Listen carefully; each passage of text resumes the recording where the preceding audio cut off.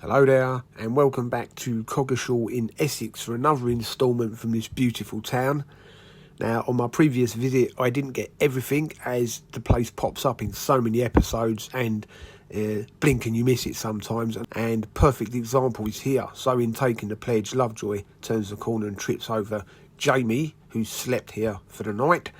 And when we come to this angle, this is also the same spot we see in Love Knots when Lovejoy, Tink and Eric are leaving the auction rooms. The interiors of the auction rooms would have been elsewhere. They would have just had them walking out of this alleyway with a convenience sign on the wall. And they depart towards their car and we see this side of the road. Back in the day there was a nice quaint pharmacist, as you can see behind Tinker, which now been replaced unfortunately with one of the modern day shops. Tanning salon or something along those lines. And as we come back round, no evidence of any auction rooms down there. And in Love Knots we get this angle of Abdel peering around the corner suspiciously, but as the episode goes on we find out he's not such a bad guy, he's just in love. Just a few strides around the corner we come to a location seen in They Call Me Midas. You can see this lovely quaint building behind Tinker and the little sloping roof. He's talking to Jane outside the shop where he obtains his budget art. It's also the same window across the road where Eric is measuring up in Who is the Fairest of Them All. We can see the road sign above the little door. And as we spin round here, we are treated to a double whammy of Lovejoy locations because it's 2 in 1.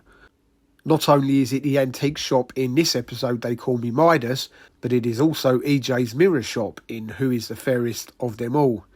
EJ, of course, played by the late great Roger Lloyd Pack. Here we can see the nice carved exterior designs on the store next door. Back in the day they're light blue, present day a much darker blue.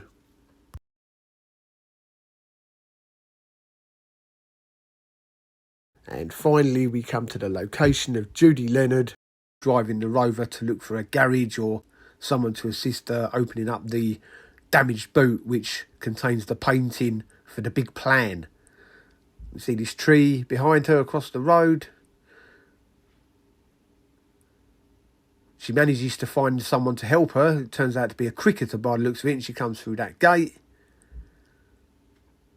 The garage no longer exists. Standing there now is a co-op, a very nice one. Coffee machine, hot sausage rolls, and when you've got to park across the road with some benches, that's the perfect place to stop and rest after you've been on a location hunt. Thanks for joining me.